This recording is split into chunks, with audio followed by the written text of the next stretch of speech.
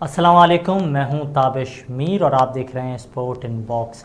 बात कर रहे हैं Pakistan versus India Asia cup के हवाले से। और सुपर 4 मुकाबले में कौमी क्रिकेट टीम ने भारत को सनसनीखेज मुकाबले के बाद शिकस्त दे दी। इसी सिलसिले में हमारे स्टूडियो में मौजूद हैं farmer first class cricketer PCB level 2 coach Irfan Uddin साहब। सर बहुत शुक्रिया कीमती वक्त देने के लिए, वेलकम टू द शो। वालेकुम। सर साथ ही साथ बात कर रहे हैं काफ़ी शानदार अंदाज से कौमी क्रिकेट टीम ने बैटिंग की, उससे पहले बॉलिंग जो है उस अंदाज से नज़र नहीं आई। क्या वजह थी?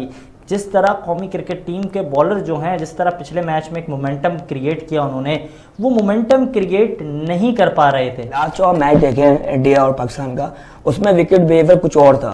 अभी इस दफ़ा कुछ और विकेट था। आप देखें पाकिस्तान टीम ने जो बॉलिंग की है, तो मैं समझता हूँ कि एक तरफ बॉलिंग नहीं हुई है और जो उन्हें रन्स निकालते रहे इंडिया के जो बैट्समैन हैं, अगर वो एक तरफ बॉलिंग करते तो हो सकता है कि मैच में इतने रन्स भी नहीं बनते।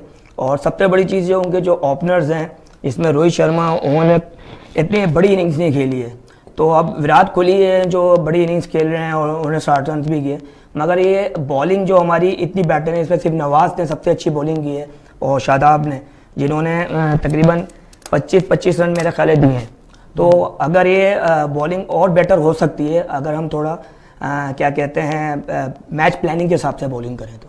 अच्छा, साथ ही साथ एक जानब तो हमने बॉलिंग के हवाले से बात की, लेकिन दूसरी जानब हमने ये भी देखा कि कौमी क्रिकेट टीम की जानब से एक्स्ट्रास के कुछ ज़्यादा ही रन दिए गए। 14 से 15 रन वाइड बॉल्स और दीगर एक्स्ट्रास के आए। साथ ही साथ अगर बात कीजिए आखिरी ओवर में जो हारिस रऊफ ने किया, उसमें 8 रन जो है फिजूल के एक तरह से आगे, 2 मुसलसल चौके हमने देखे। और बिश्नोई ने जिस तरह पहला चौका मारा वो भी मिस हुआ फ़खर जमान से। फिर इसके बाद एक और चौका जो था वो तो कैच था, सिंपली कैच था, लेकिन वो भी फिर मिस हुआ। तो क्या समझते हैं, क्या फील्डिंग को लेकर भी कुछ चीज़ें जो है सब सामने आ रही हैं? देखिए T20 क्रिकेट में तो अगर आप एक्स्ट्रा रन 15-20 रन दे देंगे तो एक तो आपकी जो बॉलिंग है वो बॉलर नंबर्स बढ़ जाएगा।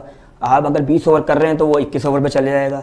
तो और सेकंड चीज़ देखिए, जब विकेट अच्छा हो रहा होता है तो उसमें बॉलर की थोड़ी वेरिएशन से बॉलिंग करते हैं आगे पीछे, या मतलब किसी तरह से बॉलें मिस हों तो उसमें फिर वाइड्स भी हो जाती हैं। और आखिरी ओवर जो आप कह रहे हैं कि रऊफ ने जो ओवर कराया आखिरी ओवर, उसमें देखिए जो उसने चौके जो खाए हैं वो दोनों ही मतलब बैट बॉलें थी, जबकि विराट को काफ़ी अच्छा उन्होंने जो है, हालांकि उन्होंने विराट को बड़ा अच्छी बॉलिंग की, मगर जो लास्ट ओवर उन्होंने किया उसमें देखे ना, एक चौका तो उन्होंने खुद ही खाया और दूसरा चौका तो वो फकर की वजह से हुआ, जिसकी वजह से वो रन हुआ। मगर ये है कि लास्ट ओवर में इस तरह की हिट विट लग जाती हैं, इस तरह के रन आ जाते हैं, ये नॉर्मल होता है T20 क्रिकेट में।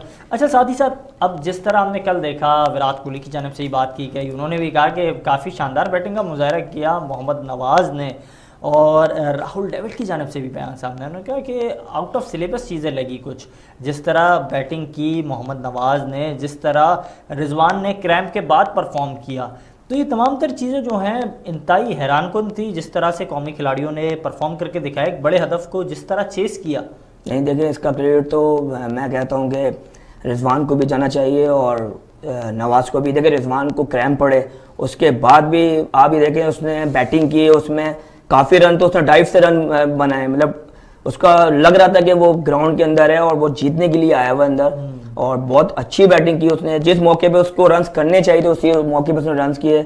और नवाज़ का तो मैं आपको ये कहूँगा, देखें इसमें कोचेस स्टाफ का भी मैं क्रेडिट दूंगा। मोहम्मद यूसुफ जो बैटिंग के कोच हैं, उनका भी कोई प्लान होगा, क्योंकि ज़ाहिर बात है जब बंदा किसी बड़ी टीम के खिलाफ खेलता है तो वो अपना कोई प्लान बना के ही चलता है। तो नवाज़ का उन्होंने एक चांस लिया और नवाज़ उस पर पूरा उतरा, क्योंकि उनके एक 2 लेग स्पिनर थे जब वो बॉलिंग कर रहे थे।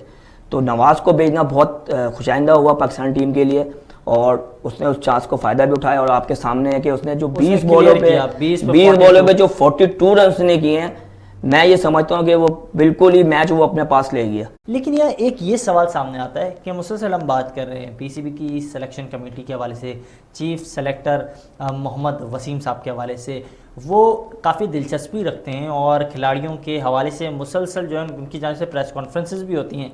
लेकिन अब हैरानकुन तौर पर ये बात अब है कि जिस तरह हम देख रहे हैं गुज़िश्ता मैच जो हुआ, इससे पहले भी जो मैच हुआ, हमने मुसलसल देखा है कि मोहम्मद रिजवान को क्रैम्प्स आ रहे हैं। आपके पास बैकअप विकेट कीपर नहीं है। अगर कल मोहम्मद रिजवान इंजर्ड हो जाते खुदा न खास्ता, तो फिर इसके बाद आप क्या, बैकअप तो कोई है नहीं, तो फिर आप क्या करते?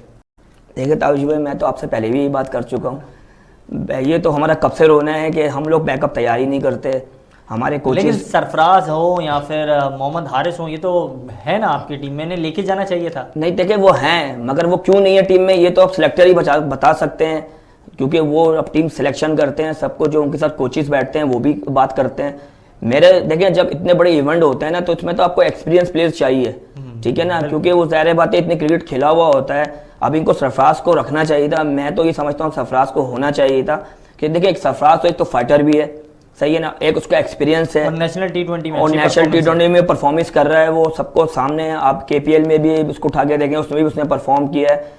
तो अब मैं नहीं समझता हूँ कि उसको क्यों नहीं रखा टीम में। मगर आपकी बात बिल्कुल वैलिड है, अगर रिजवान अनफिट हो गया तो आप किस पे रिलाइज कर सकते हैं? हारिस क्या उस तरह की परफॉर्मेंस दे सकता है जो रिजवान ने दी है? क्या आप ये समझते हैं कि अभी रिजवान अगर ये मैच नहीं खेलता या अनफिट होता तो क्या हारिस इस तरह की बैटिंग कर सकता था जो अभी रिजवान ने की है?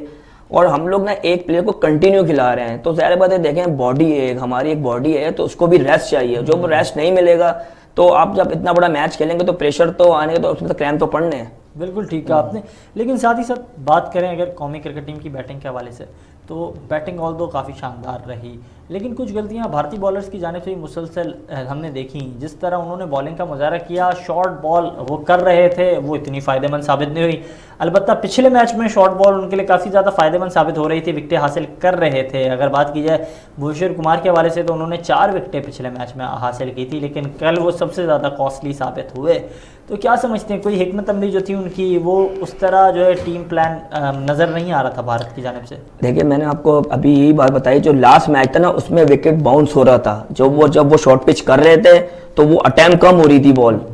अब इस मैच में आप देखें बाउंस ज़्यादा नहीं था, जो भी उन्होंने शॉर्ट बॉलें की हैं, आप देखें स्क्वायर लेग भी डीप है और फाइन लेग भी डीप, उसमें भी उन्होंने चौके मारे हैं। एक आधा नवाज को बॉल हुई है जो कीपर के ऊपर से गई है, मगर मैं ये समझता हूं कि विकेट को सही तरह यूटिलाइज नहीं किया गया। अगर ये आगे बॉलिंग करते तो देखें आप रिजवान भी आगे से आउट हुआ है, ठीक है ना, और 1-2 बैट्समैन वो भी आगे से आगे से आउट हुए हैं। अगर ये थोड़ी प्लानिंग करते अपनी बॉलिंग की तो हो सकता है मैच टर्न भी हो सकता है, क्योंकि देखें जितने भी ओवर्स हुए हैं उसमें किसी बॉलर ने एक जगह पे बॉलिंग ही नहीं की कि भाई मैंने रन्स खाने का है। अच्छा, बॉलिंग की हवाले से अगर मैं बात करूं कि जब पाकिस्तान ने अपनी बॉलिंग मुकम्मल की और उसके बाद बैटिंग का सिलसिला जारी था, तो उससे कबल जो है शादाब खान से जब बात की गई तो उन्होंने कहा कि हम चेस कर लेंगे, क्योंकि बॉल जो है बैट पर मुकम्मल तौर पर आ रही है और यही वजह है कि बड़ा हदफ भी चेस हो सकता है। तो उन्होंने इस तरह तो बता दिया था कि क्योंकि हम भी बॉलिंग उस अंदाज से नहीं कर पाए और उस तरह बॉलिंग हम मौसर अंदाज से नहीं कर पाए, तो अब हिंदुस्तानी बॉलर्स भी जो हैं वो भी फंसेंगे। उन्होंने एक इशारा तो दे दिया था। वैसे देखिए उसने बात तो बिल्कुल सही की। देखिए T20 क्रिकेट ऐसी होती है ताबिश भाई कि अब ये 180 का इन्होंने टारगेट दिया, ठीक है जी, 180 का टारगेट, सारा गेम होता है सर्कल का। हमने सर्कल में 6 ओवर में कितने रन बनाए? 54 रन। अगर हम उसी 6 ओवर में इंडियन बॉलिंग 6 ओवर में 40 रन होते और इनका 2 आउट लगे हुए होते तो मैं नहीं समझता कि ये हदफ ये पार कर सकते थे। मगर देखें आप, उन्हें 6 ओवर में 53 रन था और एक ही आउट था। तो बैटिंग तो पाकिस्तान की बहुत बड़ी थी। शादाब भी 8वें नंबर पे आ रहा है, वो भी छक्के मारता है, तो बैटिंग तो बहुत बड़ी थी। 180 रन तो चेस वाले थे। हाँ, मे भी अगर 200 रन होते, 205 होते तो हो सकता है फिर मुश्किल हो जाता, क्योंकि हर ओवर में आप 14 रन 15 रन नहीं बना सकते। अच्छा, साथ ही साथ अगर बात की जाए मोहम्मद हसनैन के हवाले से, हमने देखा कि उनके एक्शन जो है उसको पहले रिपोर्ट किया गया था, फिर उन्होंने अपने एक्शन पर काम किया, दी 100 में बॉलिंग का मुजाहरा कर रहे थे। फिर जब शाहीन शाह अफरीदी इंजर्ड हुए तो इसके बाद उन्हें तलब किया गया। तहम वो मैच तो नहीं खेल रहे थे, न पहला मैच खेला उन्होंने, न दूसरा मैच खेला। अलबत्ता शाहनवाज धानी की इंजरी के बाद उन्हें चांस मिला।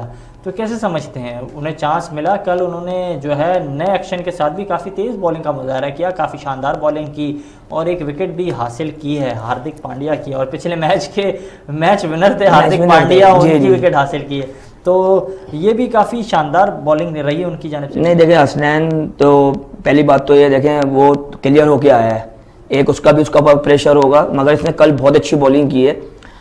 मेरे हिसाब से तो 4 में 38 रन इतने नहीं है, क्योंकि अब ये हो गया कि T20 क्रिकेट में बैटिंग वालों को इतना एडवांटेज दे चुके हैं कि बॉलर को बचाना अपना मुश्किल है, क्योंकि देखें आप किस तरह के शॉट्स आ गए, रिवर्स स्वीप भी आ गया है, सब जगह शॉट आते हैं। मगर हसनैन इंशाल्लाह ताला अगर आगे खेलेगा तो मैं नहीं समझता उसको बैठाना चाहिए।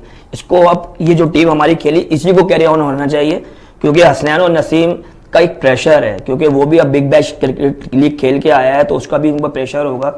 तो मेरे हिसाब से इसको खिलाना चाहिए आगे भी मैच में, बिल्कुल बेटर बॉलिंग करेगा ये। सर तवक्कुफ कीजिएगा।